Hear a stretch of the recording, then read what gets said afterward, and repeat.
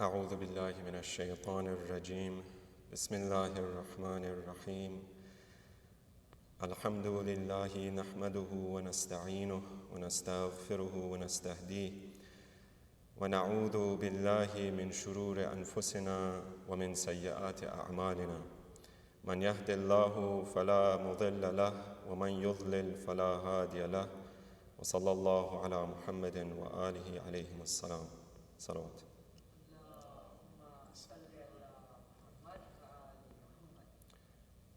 Dear brothers and sisters in Iman, Assalamu alaikum wa rahmatullah. I begin by calling myself first and foremost, and all of the other believers, to God consciousness, piety, and taqwallah. Usikum wa iyaya bitaqwallah. Today is the 25th of the month of Dhul Qa'dah or Dhul Qa'dah. It is a day that has been set apart by the Imams of the Ahlul Bayt in various ahadith, for it is called the day of Dahwul Ard. Of course, the month of Dhul Qa'dah is coming right before the month of Dhul Hijjah, the month when the Hujjaj go towards the house of Allah. And on this day, the Imams tell us that this is the day when the land, the earth, was spread out from underneath the Kaaba.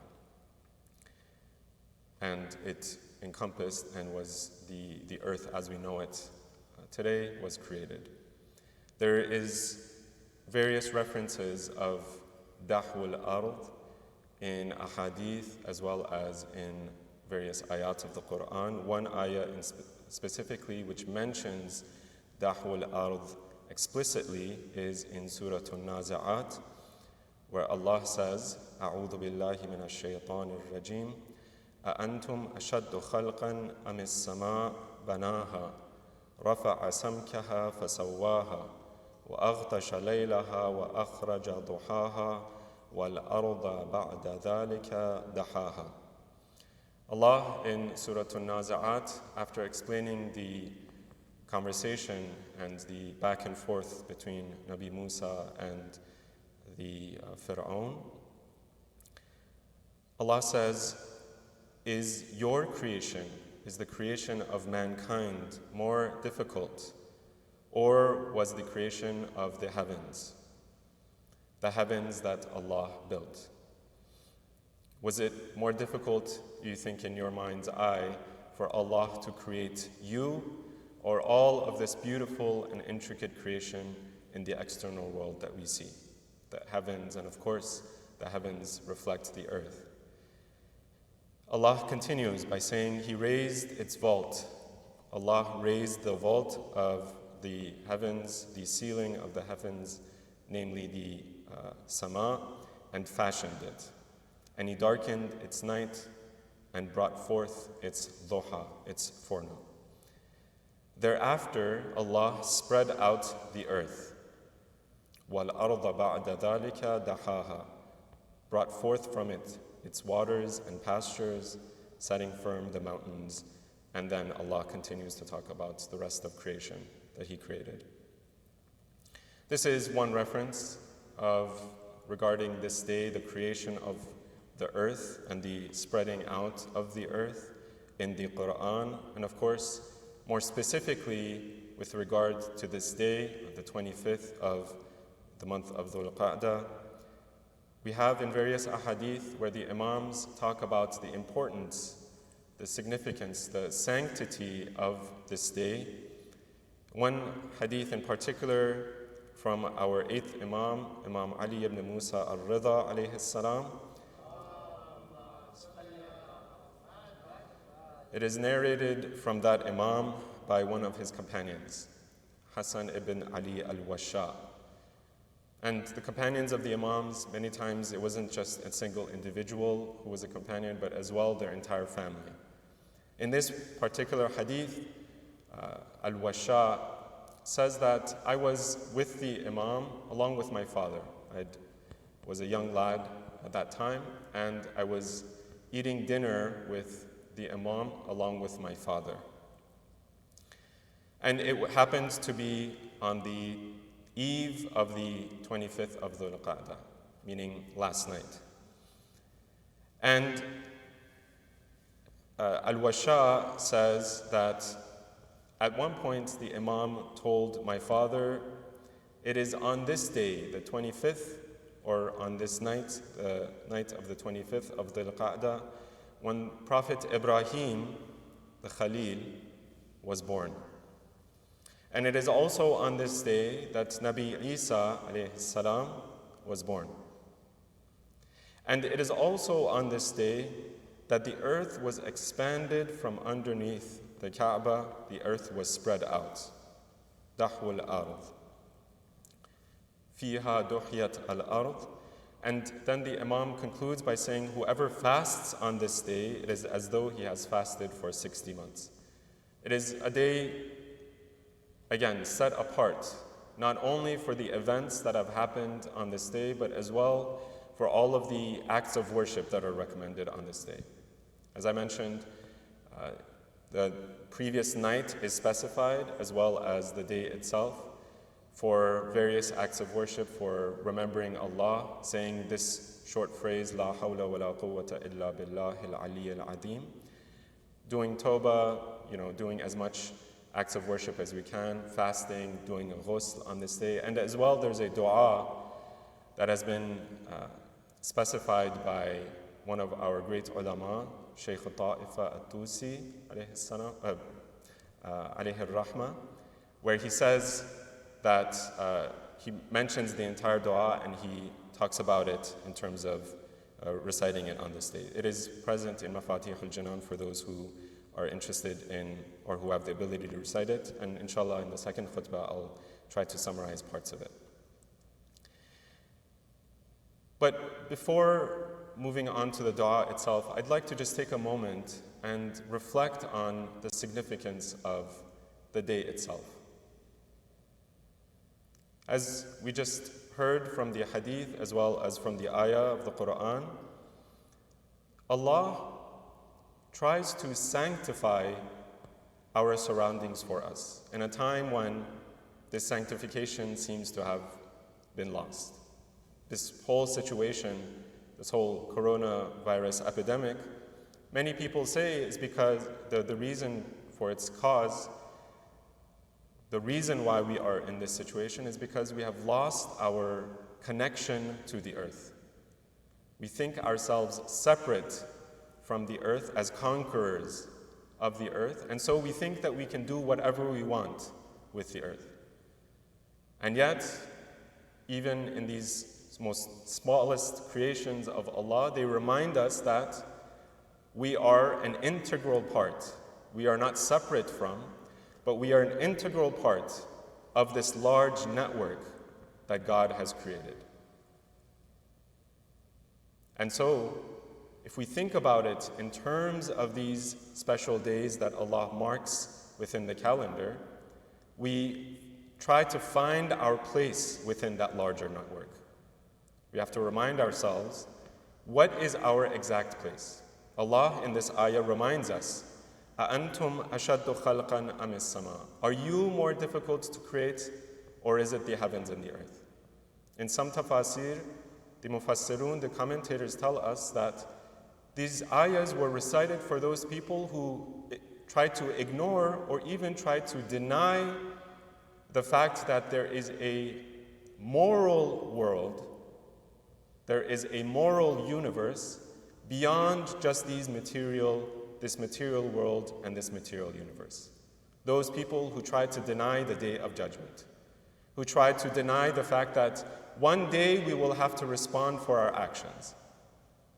And of course, it's not just that we have to wait for a long time from now, but even now, this situation that we are in, we have to respond, and we are responsible for the actions that we commit. And so Allah tells us again, first of all, not only of our place within that larger creation, but He tells about that place that that larger creation must play within our spiritual lives. So we are not just morally, materially connected to the earth, but in fact, the earth is a beautiful creation of God and a reminder and an ayah of God for us. Whenever we look out into the world, it should remind us of our responsibility towards God as well.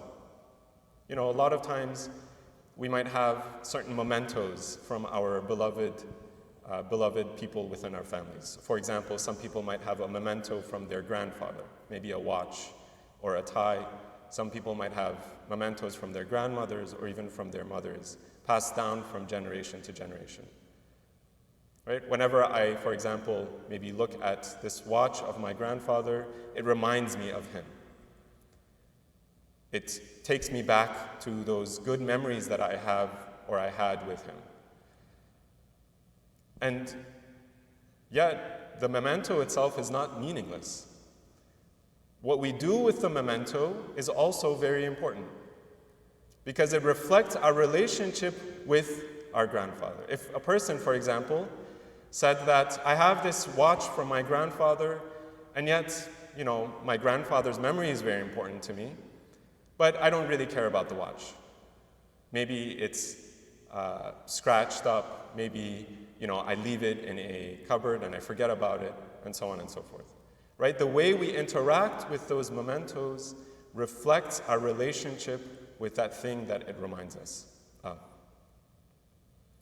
And so, if we think about the creation of God as a memento from God, as a reminder of God, then our relationship, first of all, with God becomes stronger, but as well our interaction with that memento, with that creation of Allah, also reflects then our true relationship with God.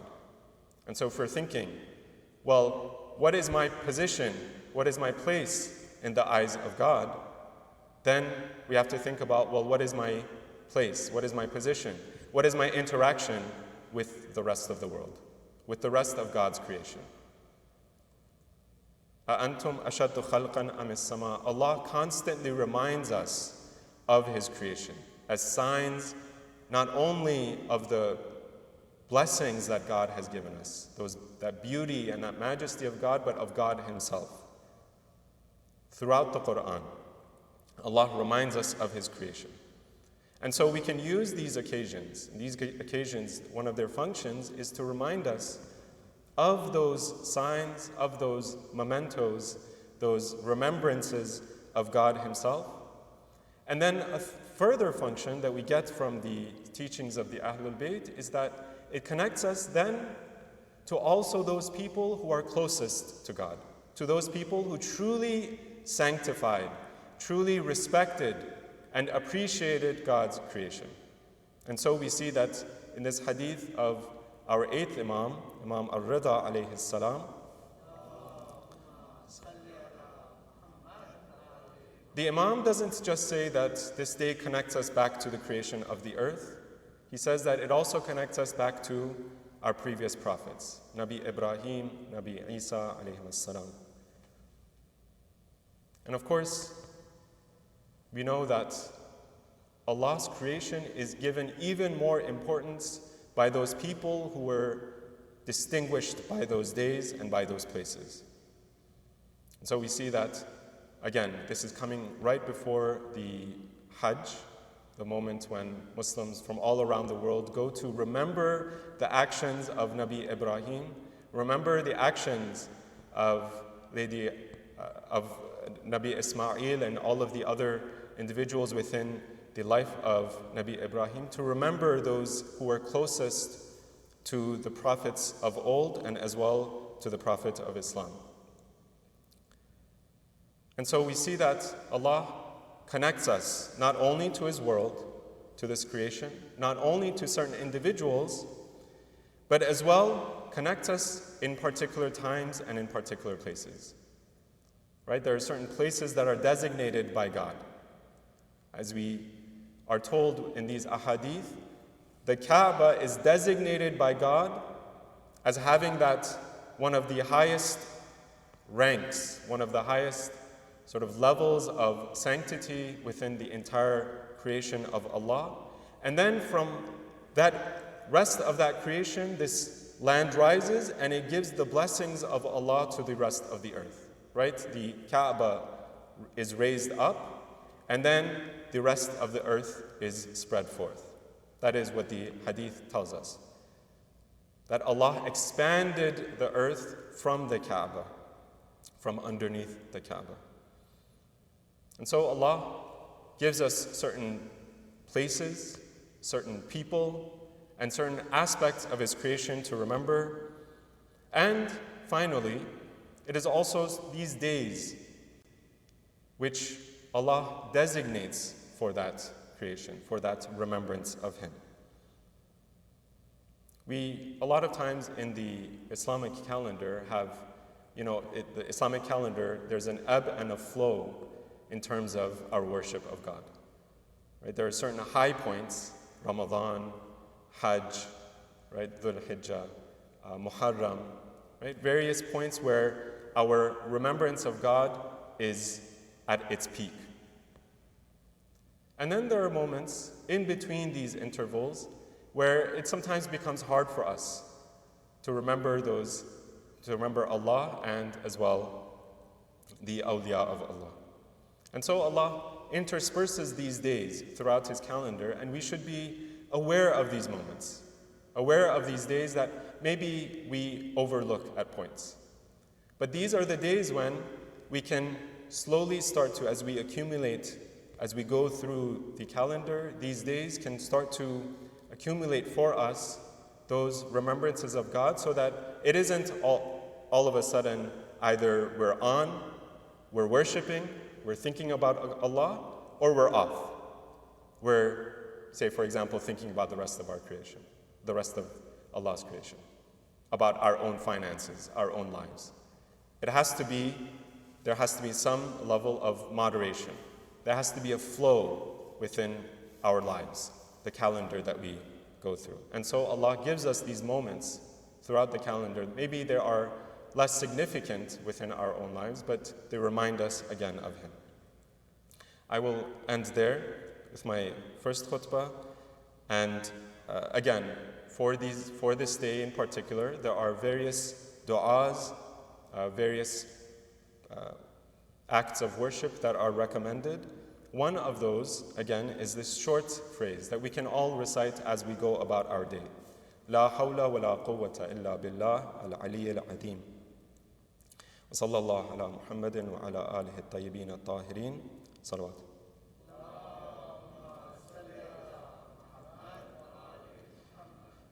أعوذ بالله من الشيطان الرجيم بسم الله الرحمن الرحيم والعصر إن الإنسان لفي خسر إلا الذين آمنوا وعملوا الصالحات وتواصوا بالحق وتواصوا بالصبر. صلوات.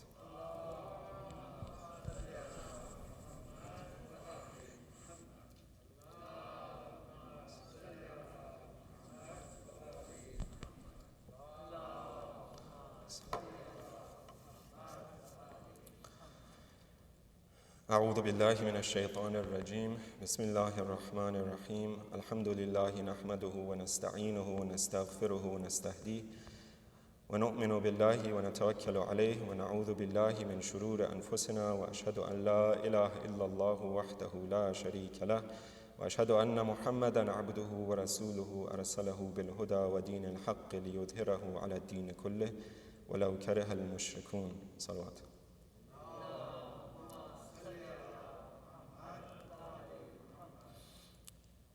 أوصيكم وإياي بتقوى الله.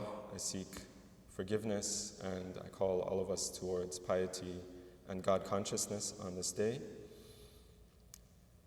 On this second khutbah, I will just try to keep my remarks brief and to mention just a few of the lines from this dua that has been mentioned by Sheikh al-Ta'ifa, Sheikh al-Tusi, one of our great scholars from the past. And in this dua, it's a very short dua, relatively short dua, found in Mafatih al-Janan. But in this dua that was recommended, it mentions, first of all, the importance of this day. And then it begins by saying, Allahumma dahiya al-Ka'bati wa faliq al-habba. O Allah, who spread the earth from the Kaaba and who split the habba, the seed, begins by asking Allah on this day, a day in which Allah has glorified its right and made it into a trust with the mu'mineen, and has made this day into a path that returns us back to Allah Himself. And it begins by sending salawat and peace and blessings unto Muhammad wa ali Muhammad. Salawat.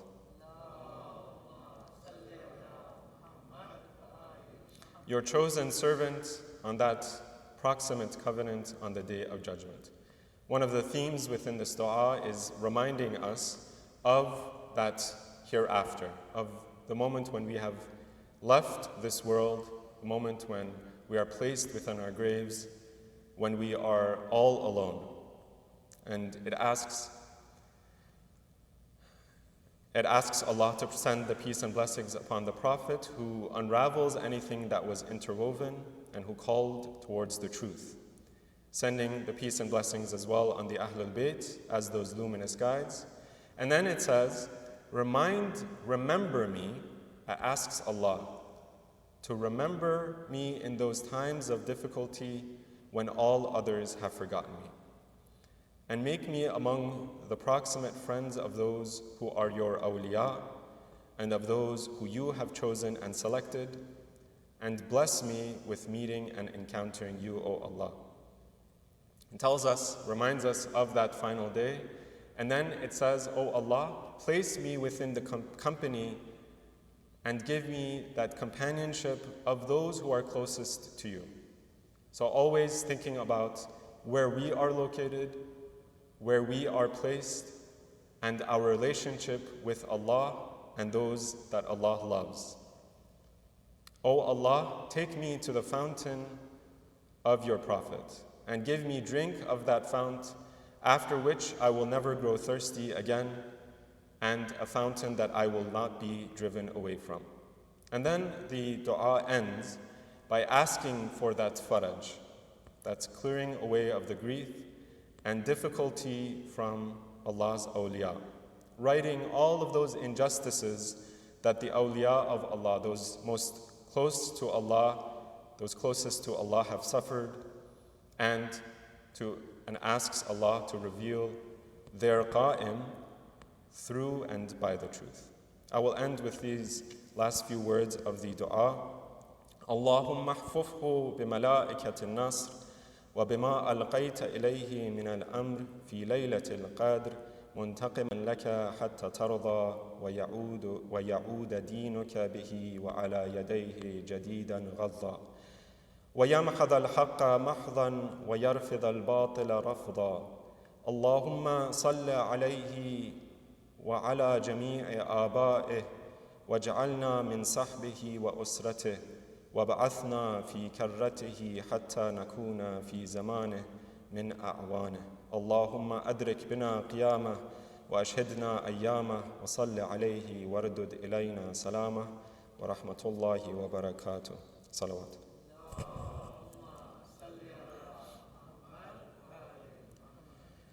والصلوات والسلام على أشرف الأنبياء والمرسلين محمد وعلى أهل بيت الطيبين الطاهرين وعلى علي أمير المؤمنين وعلى فاطمة الزهراء سيدة نساء العالمين وعلى الحسن والحسين سيدي شباب أهل الجنة أجمعين وعلى علي بن الحسين وعلى محمد بن علي وجعفر بن محمد وموسى بن جعفر وعلي بن موسى ومحمد بن علي وعلي بن محمد والحسن بن علي والحجة بن الحسن القائم المهدي عجل الله تعالى فرجه الشريف بسم الله الرحمن الرحيم إنا أعطيناك الكوثر فصل لربك وانحر إن شانئك هو الأبتر صلوات.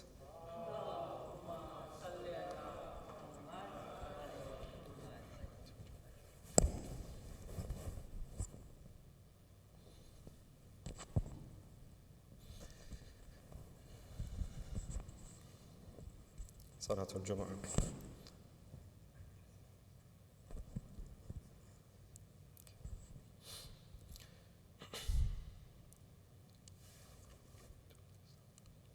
الله أكبر الله أكبر أشهد أن لا إله إلا الله أشهد أن لا إله إلا الله أشهد أن محمدا رسول الله أشهد أن محمدا رسول الله